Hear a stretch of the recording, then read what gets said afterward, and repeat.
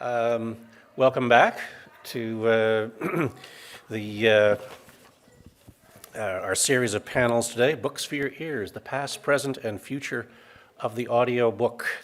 And we're on to our second panel, Making Books Talk. How do you bring a book to life in this way? The process, the experience of it. And to talk about all of that, we have recording engineer Phil Carbo, narrator Ann Damon, narrator James Langton, excuse me. we got on a whole jag about pronunciation, so I. Okay. Hate that guy. Yeah. Producer Sue Zizza from Sue Media and David Shine. Shin. Pronunciation. Okay. All right, great. Yes. So we were just saying a moment ago with the earlier panel, I've been on panels where these, long, awkward pauses, or you get, you ask what seems like a very deep question, and you just get an answer like, yes. And I don't think that's going to be the case, because we've got a room full of people who speak for a living. Let's carry on with this. One more person to introduce, who's in the front row, right over here. This is Alana Nash, who'll be joining in somewhat later. Alana is a writer, journalist, author of more than a dozen books, I think. Something like that, yeah. Anyway, and she'll be reading on tonight's program, but she has the experience of having a couple of her books turned into audiobooks, narrating the introduction herself, but then leaving it to a professional narrator to do the rest. So she can speak to, that experience, hearing your words coming back at you. So,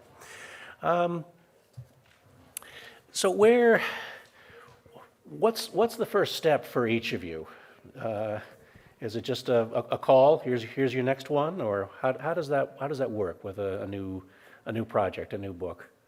Well, I think it depends whether we're producing it ourselves, Sue Media Productions, or we're working for someone like Macmillan, Random House. So it does often start with a phone call, a writer who reaches out, I like your style, I like the kind of work you do, would you mind? So there's the independent writer, and that's become a huge part of the audiobook marketplace. And then there's the other side where the publisher has a project, and they say, we think you're a good match for this writer, you're a good match for this project. So it starts with licensing the material first. Do we all agree? Yeah, we have to license the material first. We don't just record somebody's work unless it's in public domain.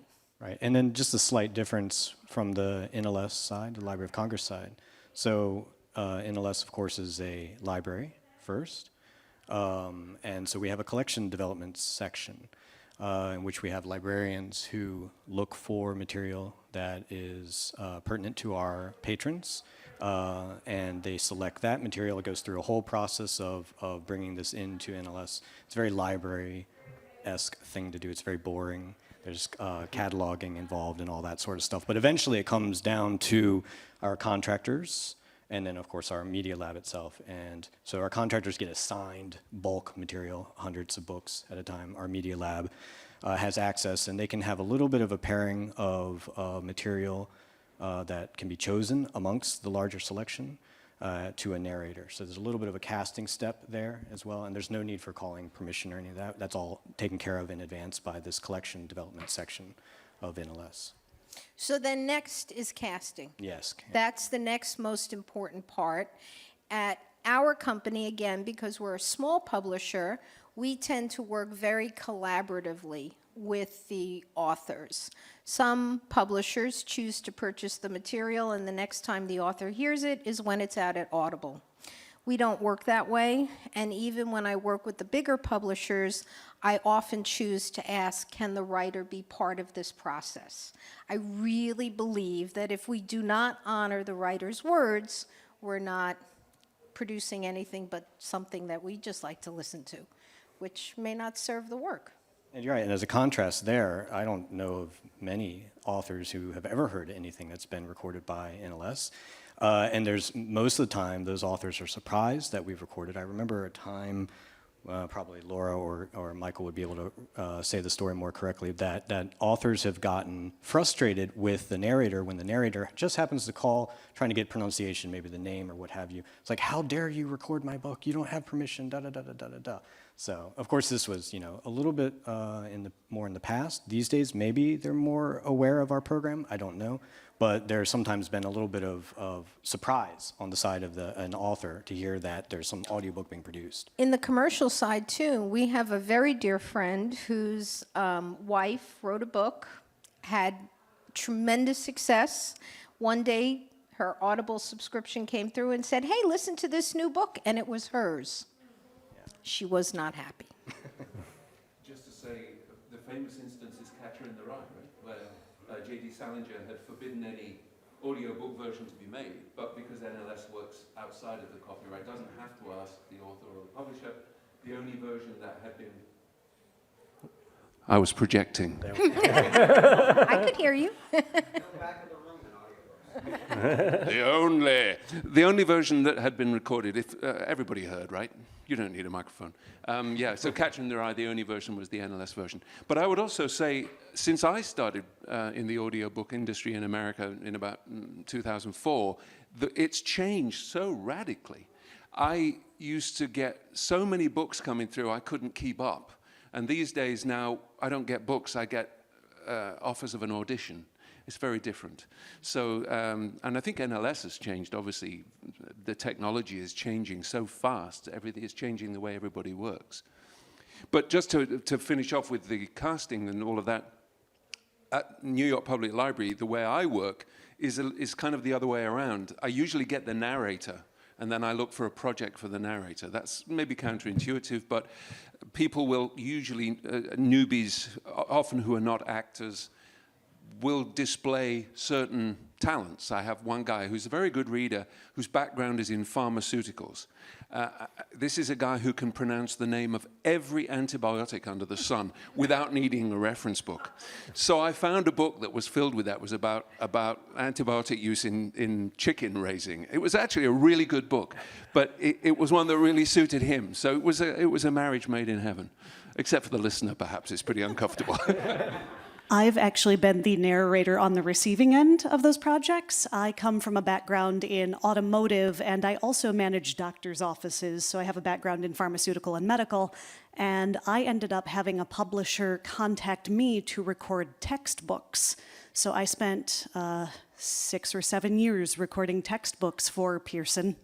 6 or 7 years, one weekend. Yes, exactly. Yeah, especially the ones with math equations in them, which, kind of coming back to our talk earlier about reading pages and pages of bibliographies, there is nothing more tedious than reading out math equations, especially when you have to look up what each of those little symbols is. But yeah, so it comes in a variety of ways. And nonfiction has become, I think, the biggest growing part of our industry. It used to be that commercial audiobooks were primarily fiction. However, the nonfiction area has grown dramatically in the last few years. And as I mentioned earlier, independent writers, too, through programs like acx.org have found readers and get their work out into the marketplace in Audible. Yeah, essentially the fact that there is no physical product means that projects that would not be economically viable become viable, especially if you have a narrator working on a royalty share basis. Exactly. I did one of those books. I think I still haven't earned more than $100. That's about 15 years on.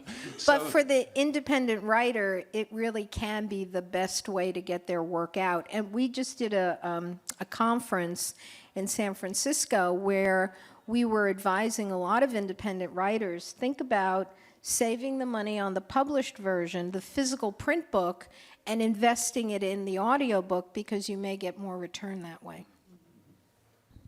So the question was, how does a book begin? We've got to the end now, I think. Well, so then we cast it, and then we record it. Oh, okay. Well, thanks. Simple as that. Well, Well, though, I mean, and this would be for the narrators, where do you start? You get a book, and it's not one that you know, you haven't already read it. Where do you start with that? This is actually a question I was really curious about for the commercial folk, because at NLS there's a moment that can actually take a couple weeks of research and pre-reading the book. So most of the time folk don't read it cold. So some do, but it's not really advisable to do that because you're inevitably going to run into something that you weren't expecting.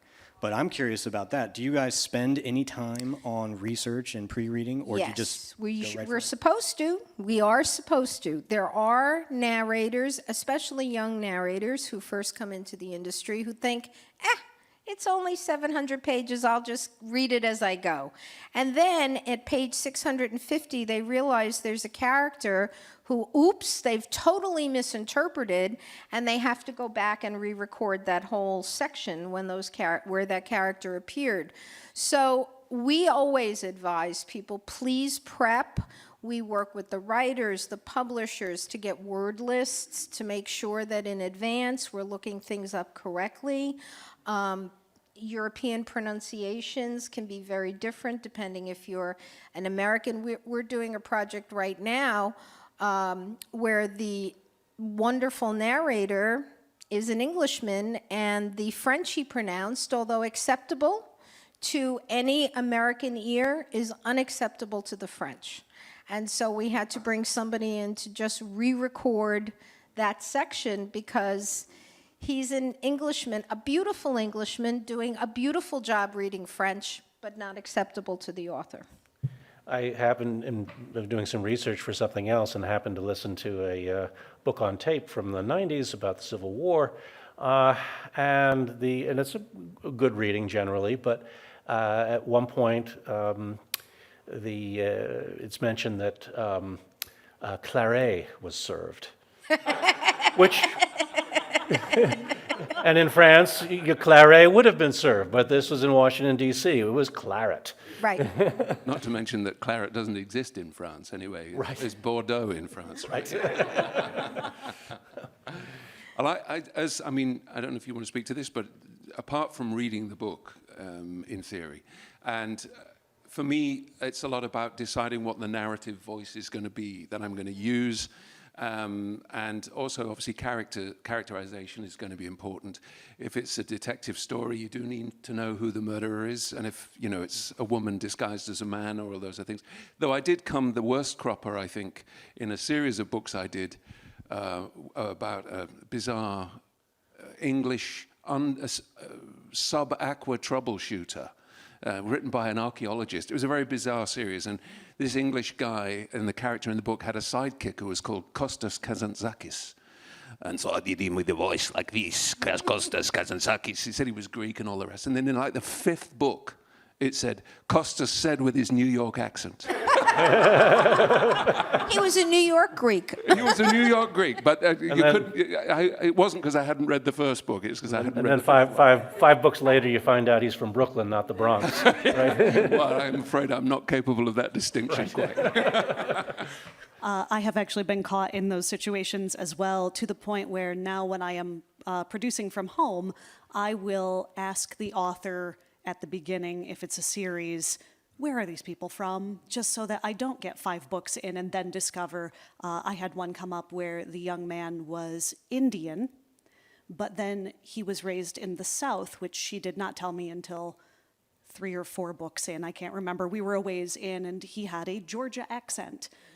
Good, yes. I am so glad to know that now. Wonderful. And she didn't correct you when you did book 1 and you interpreted him with an East Asian she told me accent? sure she she loved probably it. didn't listen, Yeah, yeah. I suspect she did not listen to the entire book. So that is one of those things that we get caught in. I have also been caught by that. I did a prequel for Hachette to a very successful fantasy sci-fi series, and it was filled with invented names. And I said, I'm not comfortable with this. Can you put me in touch with the author? And I want the author to record all the names for me, which was an extensive list. And I did it exactly as the author had described.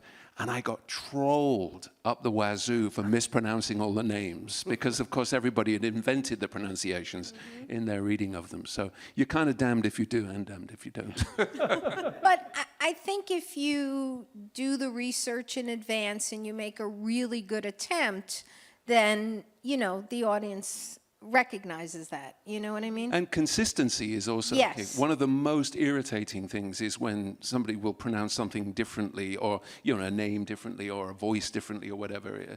That's something that's entirely preventable and horrible, I think, yeah. So after it gets recorded, then we do QC.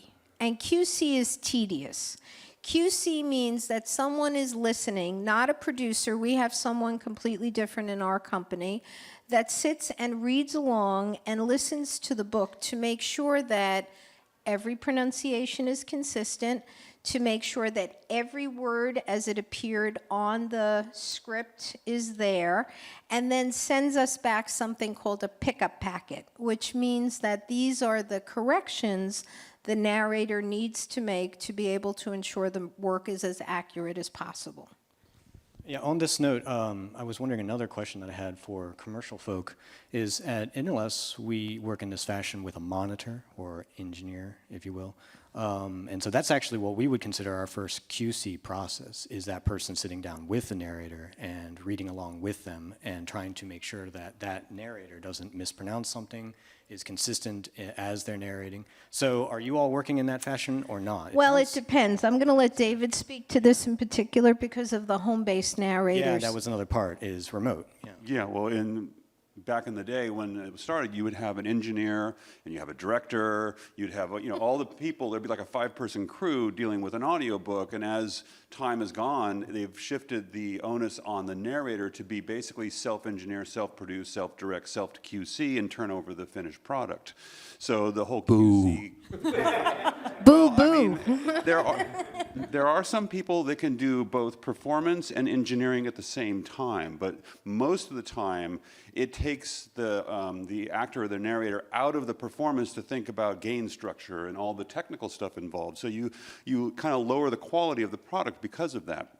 So I deal with a lot of home-based and people who come into a studio, and I'm always a proponent, if you can have an engineer do the engineering and the performer do the performing, you get a much better product. But today, in the way the industry is now, that's not really feasible. And there's a lot of people that want to break in, and the only way they can is have a home setup. So I have to deal a lot with people having to wear all of those different hats. And some people can manage it, and some people cannot. They should really just have an engineer person. So. And a director. A director really is listening for, that interpretation, the consistency, all those things. As the initial QC is the director, and then the engineer is like the second QC, and then you have someone listening to the product at the end. So in a sense, in a perfect world, that's 3 QC passes. Where's Yeah. Oh, yeah, you do. It is. Yeah. Where is the director in this? So there's the engineer and the narrator. Is the director sitting there with them in the session? It depends. Currently, I'm often in Zoom, working with someone from Toronto or France or London or LA. We don't need to be in the same room with them anymore. The pandemic really opened up the technology and matured greatly all these different remote possibilities. So we can sometimes be, quote unquote, in the same room, but if it's a narrator self-directed project, there is no director at all. Yeah. I was going to say, I think that it was interesting to me learning the process for NLS, as having come up from the commercial world, that the word monitor was very carefully chosen. And I always, when I'm training new monitors, many of whom are, I find, retired attorneys make good monitors. They're kind of detail-oriented and they're very pedantic. But I always say to them, the word monitor means monitor. It doesn't mean director. Because a lot of readers, their noses get really put out of joint when they receive direction from someone that they don't think knows what they're talking about. So I would say you're here to assist and to enable the reader, not to give them direction. Right. More like a QC pass then. Well, no, they are reading the book and they're operating the recording thing. I mean, what's amazing is how many mistakes they miss, actually. We just did a book in New York called Brain Rules, which is it's a brain scientist, and he asserts that no human being can concentrate, can really focus for more than 10 minutes at a time, and that you need some kind of emotional impact to draw you back in. And I think the monitoring process I'm quite sure that a lot of the monitors totally zone out. And they could be speaking Greek and they wouldn't even notice. So, this is where AI is going to replace us all fairly soon, because the monitors are capable of missing stuff where there's already the software, right, that can find all the mistakes and everything. Yeah. Yeah, So- there's an algorithm that allows you to pass it through. However, I find that while that algorithm is good, it's not perfect, and human ears catch more things than it does. The algorithm, it produces a series of corrections to be checked by a human at the moment. Right? Exactly. Yeah. Yes, it does. Does it have an English accent?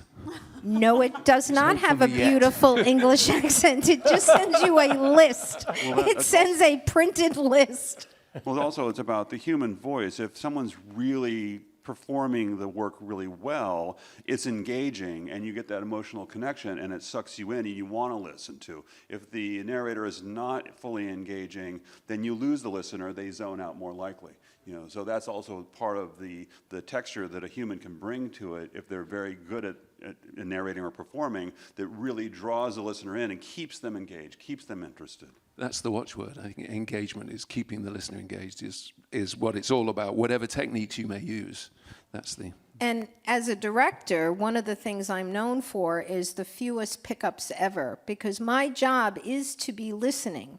So my job is, no matter who that narrator is not only to be listening for interpretation, but to be reading along with them and making sure that they've picked up every single word on the page.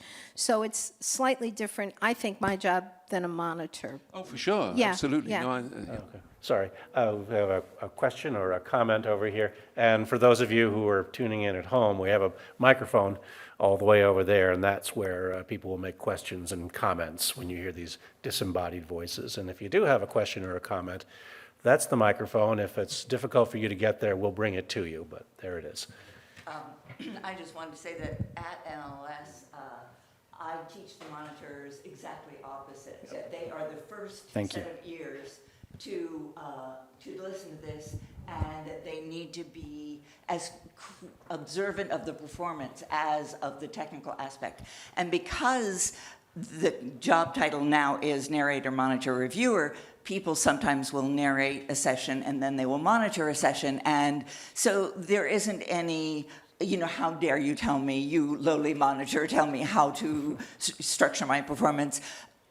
If the text says, she said angrily, I encourage the monitor to stop and say, do you want to put a little more anger in that? Or last session, this person had you had a different take on this character. So I really want my monitors to be fully engaged as producers and not just monitors. So I certainly take your point. I think it's like any human endeavor. It's about personalities. I had an issue with a book. Two wonderfully intelligent people, reader and monitor, oil and water in combination. It was a he and a she. He got really annoyed when she stopped him and interrupted him, so she got nervous and stopped interrupting him and let all of the mistakes go. A catastrophe. So like everything, it's about finding a good combination to people who like each other, respect each other, and everything else. yeah, I absolutely. think the word collaboration, I think of what I do as creating art. I don't see myself as making widgets. And so because of art being a collaborative experience, I really try to approach every single book, whether I'm working for one of the big houses or this is a project I'm doing for myself, I'm always trying to make sure to bring in the writer and the artist and the engineer, because, if the engineer doesn't feel like they're part of it, they don't capture the same quality. They don't notice, and they become my backup ears. Because there have been many of times when I'm in a session, I'm really working with that narrator, especially author read work, and you're really focusing on their energy and all this, and the engineer might say to me, "Hey, Sue, maybe you want to get them to read that sentence again. They missed this word, they missed that word." So I believe that we're all working together on the same team, And sometimes the engineer will catch the fact that the author or narrator is very still, and when they're actually performing, they're very animated. And all of a sudden, they're moving completely off the microphone's pickup pattern. So when they're talking normally, all of a sudden, they're way off a microphone, and you're like, they just left the room. So, and if you're so focused on the performance, not noticing the volume shift and being really present on microphone versus not at all. So it's, definitely collaborative is important. I love that idea of collaboration. As someone who has worked from a home studio as that lone person, when I am in a studio, it is such a treat to have a director and an engineer to give me those multiple levels of feedback. It makes such a world of difference to know that somebody else is doing the work. I think you said earlier that it ends up putting so much on the shoulders of a lone narrator, and it's fine for textbooks. I'm not gonna lie, I can do a textbook on my own, but when you do start getting into fiction, it really, really makes a difference to have those other ears to say, you've changed that character, or things like moving away from the microphone. I'm 100% guilty of that. But all those little things, it is such a collaborative art, and I think the way that the modern world is shifting, we're starting to see it become less of a collaborative thing, and it does make the job much more difficult to do, being in a little box by yourself for hours every day, trying to take care of all of those things with just one person. So even when I'm working with narrators who I'm not directing, I will spend an hour with them making sure that they're comfortable with the material, that they understand the arc of the story, that they have really prepped this before they're going into the session. And we try and make sure that they feel supported even when they're recording by themselves. And one of the things technology-wise, my ears are to listen to the environment that they're recording in. So as a home-based narrator, not realizing at a certain time of day that you have, a train going by, or the compressor on the refrigerator kicks on, or the air conditioner from the neighbor, or now they have all the kids coming home from camp, or all these various things, trying to, the microphone's actually not a very good microphone for your voice because now it's making it sound brittle instead of nice and warm. So there's all these layers where someone on the technology side of things can help support the storytelling. I'm in the Midwest, and we just got through cicada season out in Illinois, and it is the bane of my existence every year because I have to know the time of day that the cicadas are going to go so that I will not be recording during it, because there is almost nothing that can stop the sound of them coming through on a microphone. They actually are as loud as a 747 jet engine taking off. We were in a place where the 11-year and the 17-year coincided, and there were a bunch of engineers recording them because they were so amazing. I mean, the decibels that they create is just phenomenal. And then the other bane is landscaping in the summer. If you're in suburbia and they have the leaf blowers going on and you don't have a good environment to record that's isolated, that can be a real problem as well. Yeah, all the thunderstorms are done. You're like, oh, it's a nice quiet morning. I'm going to go and record. You get all set up. It takes a little while to get everything in your booth, and you hit record, and 30 seconds later, the leaf blower is outside your window. Those days are my favorites.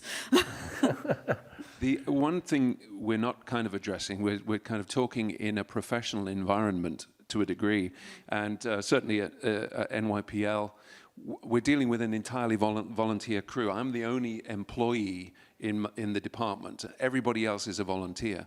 And so trying to give people not just an oversight of what they're doing technologically, but an idea about what is acceptable and what is not acceptable is difficult. Because, personally speaking, when I'm working, I put it on almost painfully loud so I can hear every blemish that shouldn't be there, whether I'm recording myself or I'm recording somebody else.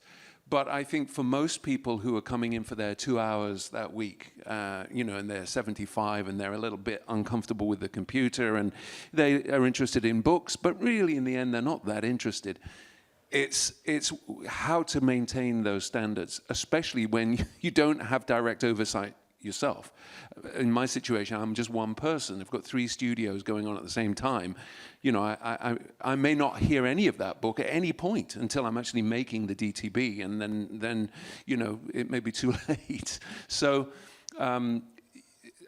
setting the standards is tricky, I think, for is it good enough or is it really excellent? And the forgiveness of spoken word, which you have no sound design, no music, no sound effects, the noise floor actually has to be quieter. Yes. You need a much better environment. People who do animation and do work where there's a lot of sound design and background, they can practically do it in their car. It's whereas audiobooks, the noise floor has to be really, really quiet. So it's not as There is forgiving. a real qualitative difference. If you listen to a lot of audiobooks, a friend of my wife's recorded an audiobook at CDM, and it is super. I was listening to it, in the way that as an audio engineer, I'm not an audio engineer, but you find yourself listening not to the book, but the silence, the ambient quality, and the richness of the sound. And I thought, God, that is such a beautiful recording. But then I've listened to other professional recordings and thought, how did they get away with that? Especially home studio things, which have been cobbled together with multiple narrators and things like that. That's part of my job, is trying to get all the home studios in a particular production to be able to sound like they're all in the same room. And A silk purse from a sow's ear is what you mean. Actually, Yeah. that's one of the things we're known for in our company, is doing these big ensemble productions. And during the pandemic, we did a couple of them. One ended up in Tribeca in the audio storytellers division. We were very proud of that. And the other is a 9.5-hour audio book that just won the Mary Shelley Award for Outstanding Fiction. And it has over 20 narrators in it, and only 4 were able to come in at any point to our studio. And David, through his working with each home narrator, some of whom were literally putting things over the windows in their bedrooms, to the most professional, in our studio, he was able to bring these tracks together in a way that you would think they were literally all in the same studio at the same time. And the sound design covers any imperfections, so it is a real art. That's why I said I don't feel like I make widgets. I feel like I do art. That technical issue, the noise floor that David mentioned, it seems to me that that's something, over time, it's always been an issue, but, we went from vinyl, we went from vinyl to tapes to digital, and digital is really unforgiving with noise floor issues. So I would think that's... Well, vinyl it is is. warmer sounding, so that you Well, don't they all have their own notice, special you characters, don't but notice. it's just that there are, these are just things I remember over the years, things that just become Oh, sure. more and more apparent. In digital, you can... And I think too, it really is the publisher's choice. This is good enough to be acceptable for the marketplace. And I think just like with the MP3, the guys who came up with the codecs for the MP3 actually apologized to the music industry and said, oops, we made it too crunchy. So when we submit stuff to Audible, we insist it has to be at 320. So we're doing things at a higher rate to give more consistency of good sound quality, but I think it's what people will accept, I think you're exactly right. For instance, the textbooks that I worked with, because they're massive, they're 50, 60-hour-long projects, and realistically, that these are going to be students running on a treadmill trying to get their homework done. A lot of the time, they didn't require them to be at a super high quality. They were at a lower rate. They were quite compressed. It and allows for quicker Yeah, downloads exactly. and Yep. all that. Yeah, smaller Exactly, file because size. it's such a large chunk of files. They just weren't as worried about it, but you can hear the difference. They're just I go back and I pull one of those up, and I'm just like, oh no, that's terrible audio quality, but that's what they needed Not only them that, at. if you do anything with any sound design or any music or anything, when you convert it to MP3, the lower sampling rate, all that hard work you've done is completely erased. So you listen to something that you spent so many hours to make it sound really amazing, and then it comes out on a low bit MP3, and it's all missing. And it's like, what they do? What happened? So, as Sue mentioned, some of the productions we said with Audible is like, this one, if you're going to release it, has to be at the highest MP3. And even still, I don't like the 320 MP3 because it's still compressed, but at least it's the highest one that you can, you still retain some of that amazing work that you spent so many hours doing. It occurs to me there's a slightly, we're talking about quality, kind of ideal world situations, but another thing that I think comes up with NLS, as the program is, I think I'm right in saying, is fundamentally about access. So blind and print disabled listeners are going to search out access to the text in any method, in any form they can, and that might be text to speech on a computer. So, or a transferred, unfortunately, a lot of times transferred from the cassette version. In the case of NYPL, all of our tape masters were dispensed with, and we only have the cassettes, which have appalling quality audio. But if that's the only version there is available, then that's what's going to be used.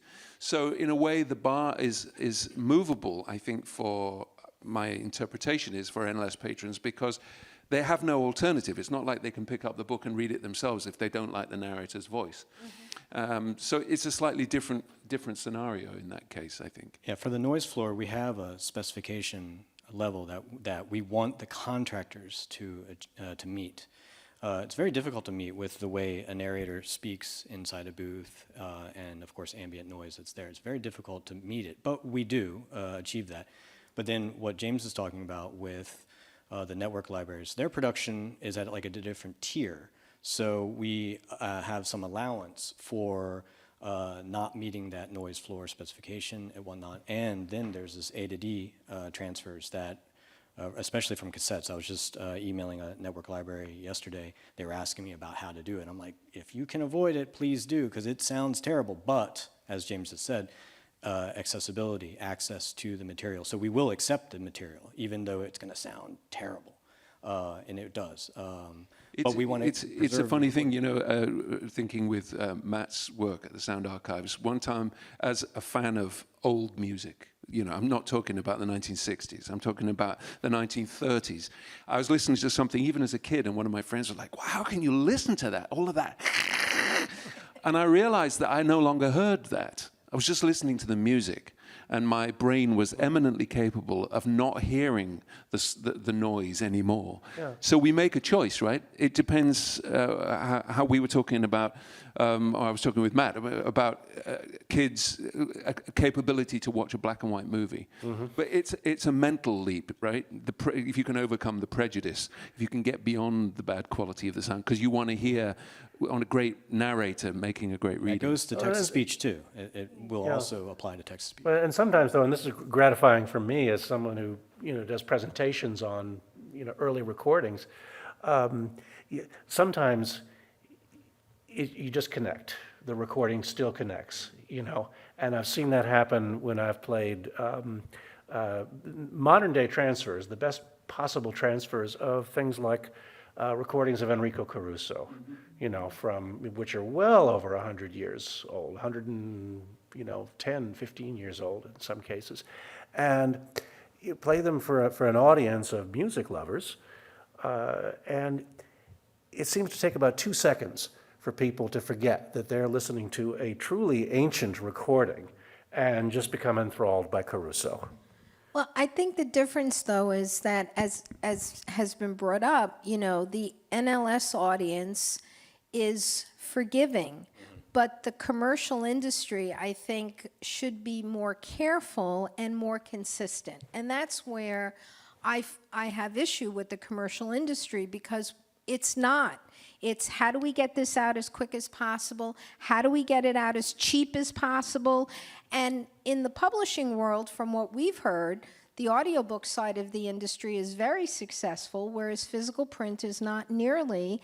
And so therefore they're trying to make their money back through the audio portion of things, you know? So fast means, and in today's world, you have to release the audio at the same time that the book comes out. Here, go ahead and I was just I'll, saying- I'll interrupt you afterwards. It was just about engaged. You can forgive bad quality of the audio if it really is engaging and creative. I've heard really amazingly creative stuff that sucked me in on the worst, crappiest recording. Oh, yeah. So that's part of it too. Is it performed in an engaging way that you can really suck the listener in? They'll forgive some of those warts, as it were, in the quality of it. Yeah, and in the case of those Caruso recordings that I was talking about, and other recordings of opera performers at the time, well, those are among the best recordings that were made then, and they were made by people, you know, who were in the room and got to experience that, and they knew that they weren't getting all of it, but you know, they sought to optimize it, and you know, and the result is we still have some very listenable recordings. I want to, at this point, talking about the end product, I'd like to bring in Alana Nash, who's in the front row here. Alana, as I mentioned earlier, is a journalist and writer, and she's on the program tonight, but she's had the experience of having a couple of her books turned into audiobooks, and actually you've been on the other side of the microphone too with those. So I have, right.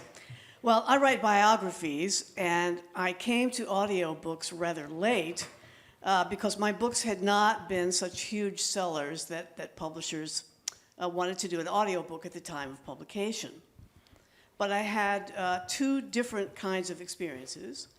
One with a major publisher who came to me to narrate the introduction, and one with an independent narrator with whom I collaborated on producing an audiobook.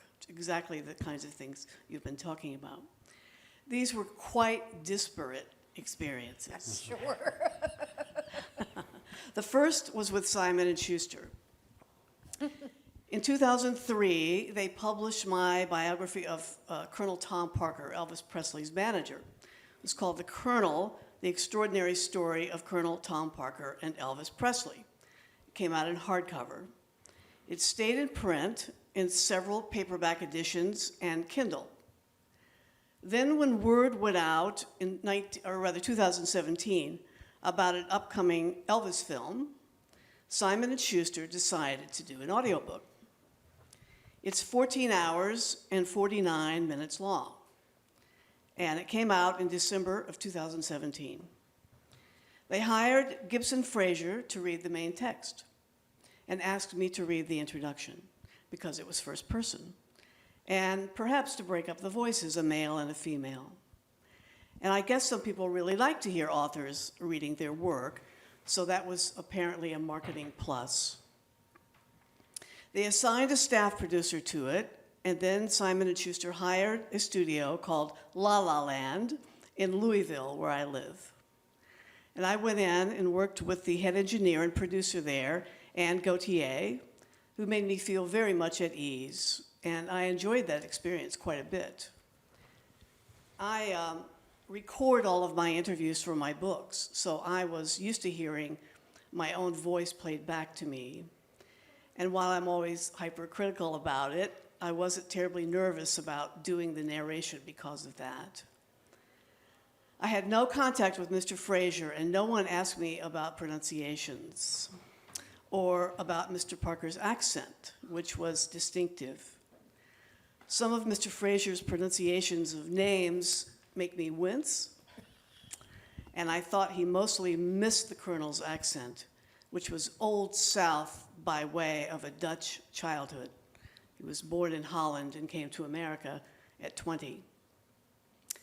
So the narrator obviously hadn't done a serious study of the way Parker spoke, even though that was available to him online. Or perhaps he didn't think it mattered to try to emulate it. It mattered to me.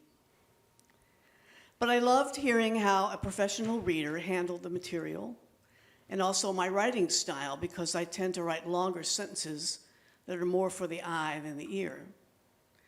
But I also write scenes whenever possible, and his narration captured the understated drama of those. And it's a man reading a book by a woman, but the subject is a man. And I was glad to hear that, to my ears at least, the tone of the book is gender neutral. I think I might have liked a reader with an English accent, though, because Parker was European. Call me. Because Parker was European, and Europeans just get the Elvis story better than Americans. The audiobook has done well, I'm happy to say, and got a big boost with the release of the Baz Luhrmann film. I see it was even high up on Amazon's soups and stews list. Not sure how that happened. With another of my Elvis books, Baby Let's Play House, Elvis Presley and the Women Who Loved Him, which is not really a girlfriend book as the title suggests, but a study of how female-oriented Elvis was and how women influenced everything about him, including his act. It was important to me to have a female reader. That book came out from HarperCollins in 2010, but they never did an audiobook. As luck had it, I had become reacquainted with a high school friend who kept talking about her daughter, who she said was an actor who made the bulk of her living reading and producing audiobooks. Her name was Erin Spencer. And indeed, I found that Erin was a very experienced producer. She was an Audie award-winning narrator, having performed on more than 350 titles for publishers including Penguin Random House, HarperCollins, and Macmillan. When Erin came home for Christmas in 2019 to visit her parents, we met. And soon after, she told me she was starting her own audiobook production house, One Night Stand Audiobooks, meaning the nightstand where you might place a book and not a hookup. And she asked me if I had a title we could do together as partners. Baby Let's Play House seemed perfect. I got the rights back from HarperCollins, and away we went. Again, I read the introduction, and Erin read the main text. It's 27 hours and 14 minutes, and we released it in October 2020 through Audible. Now, this was a true collaborative effort because Erin would send me the audio files by Dropbox, and I would put on headphones and listen.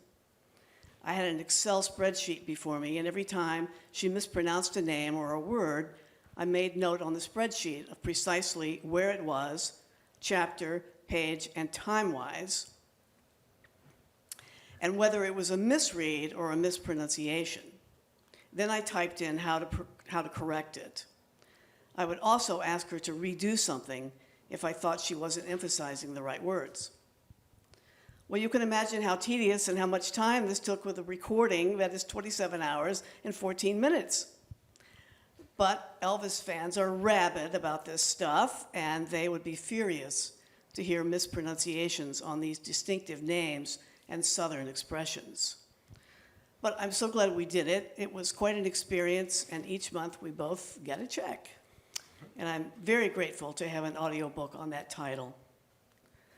More important, it wouldn't exist without Erin coming to me for it, because HarperCollins had absolutely no interest in doing it. So let me say to any author out there who wants to get his or her book into audio, I can assure you that there are many ways outside of traditional publishing that it can be done. I'm now thinking of turning my very first book, a 1978 biography of Dolly Parton, into an audiobook, and booking studio time and reading it myself. It's fun, and I'm kind of hooked on it now. Thank you, Alana. Thank you. So, has anyone ever given you that kind of detailed evaluation of a book that you've done? Or can you describe, have you had a similar relationship with an author or a producer? Well, I think that it's a bit unfair to think that the reader should have, done the entire book sounding like Colonel Parker. I certainly, I mean, one would hope as a narrator that the author would make that very plain before you accepted the job, because it's not easy to do that. One of the interesting things with narrators, and for me, the most successful of this that I've heard, is the late Frank Muller, who did change his voice to narrate books, and remarkably successfully. But I couldn't do it. I don't think I could sustain a whole book with a voice that's not my own. Oh, just when he speaks. Okay, yeah. Okay, that's slightly different. I did a biography early on in my career where I made the mistake of using a character voice in a biography, and I regret it still. I think it was... So it's, in nonfiction, I think it's more unusual to do a character voice. But these are decisions that a lot of the time now we as narrators are left to make ourselves. And I don't know whether it's... the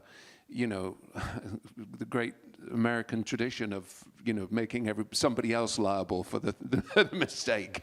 But it's a lot of responsibility, and it's not, and by the time you've finished recording a 27-hour book and someone comes back and says, that is not right, it's bad news. So these are things that should have been discussed, but in a way that the era of the director and the engineer and sushi for lunch and going into a studio, yeah. Remember that? It used to be punch and roll. Now it's punch no lunch. But there was a system. Next time we do that, that's the name of a panel. So. Punch no lunch. Yeah. There was a system in place. There were a lot of safety nets to catch these potential mistakes.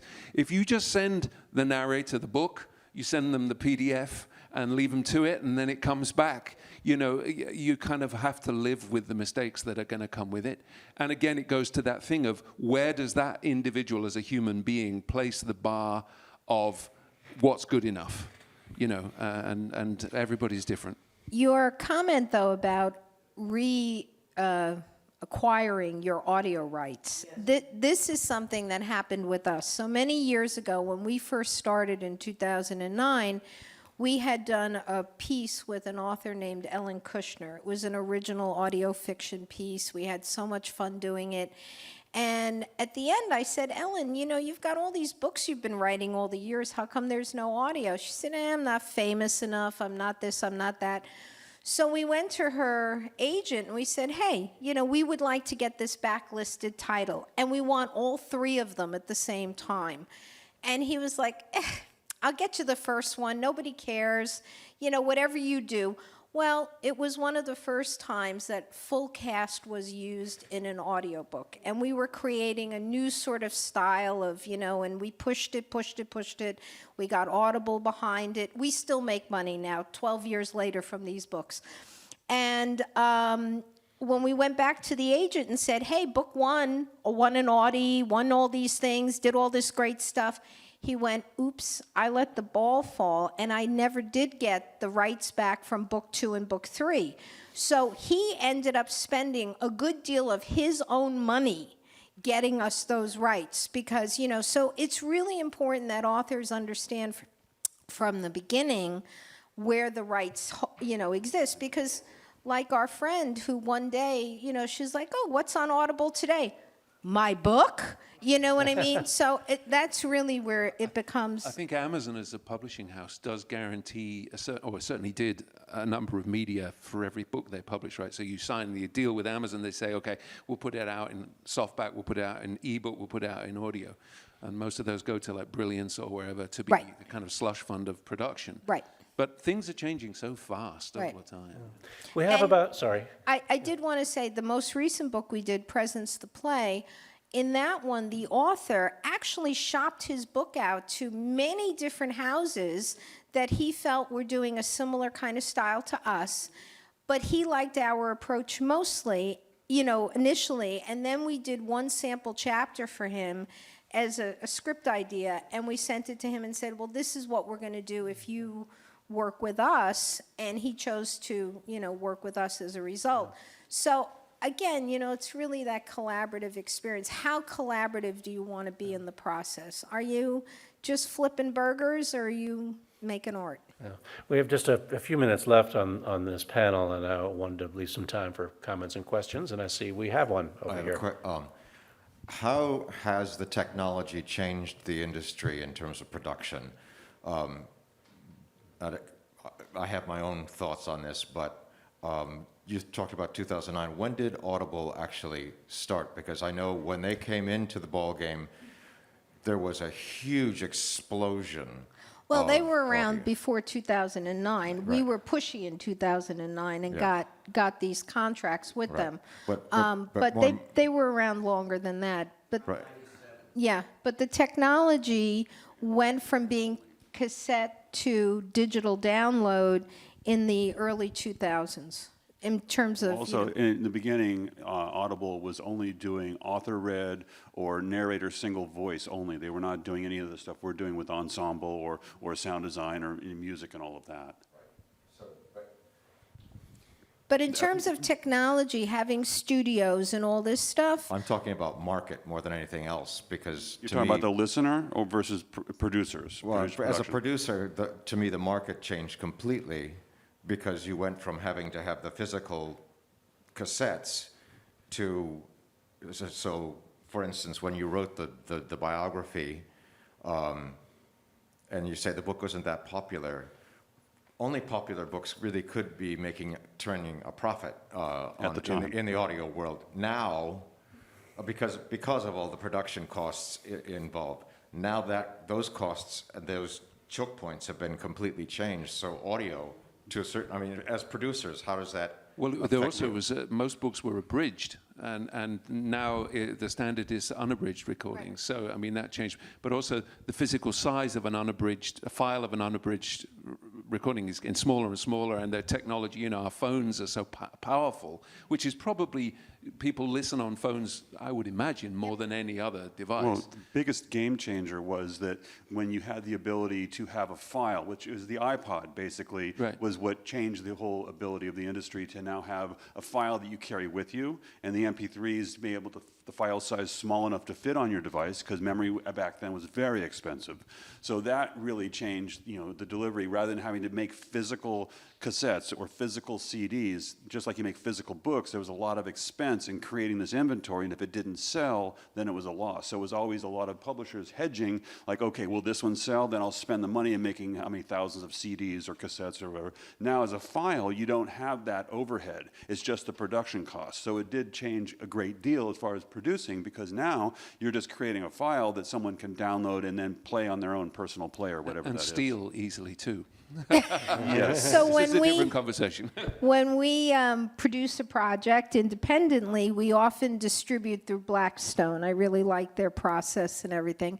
And with Blackstone, we can request that we get into physical bookstores as well. And so they libraries. create these MP3s for us that are CD-like, that allow you to sell them at the different bookstores.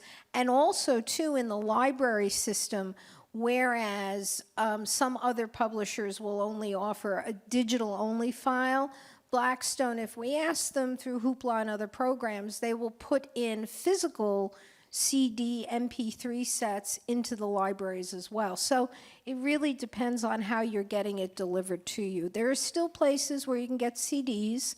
Cassettes are actually becoming very popular again. Actually, cassette clubs that Yes. actually trade and I collect them. teach at NYU in the film school, and about 6 semesters now, just before the pandemic, I had a student come in one day and go to me, "Do you know what this is? Oh my God, this sounds so much better than a CD." And I was like, "It's a cassette, honey, yes." "Do you have an 8-track too?" And she was like, "Yes, I do. So they've become very aware of the sound quality. And so it really depends on the delivery method, I think. There is also another aspect of the technology, which is in the making side, that a home studio is eminently cheaper to create than, 10, 15 years ago, where it was really the domain of professional studios only. Now it's incredibly affordable to be able to do stuff. But I do remember, and this is one of my personal conspiracy theory ideas. I have no evidence to this. But there was a point at which Amazon flooded Yes. the market Yes. with books.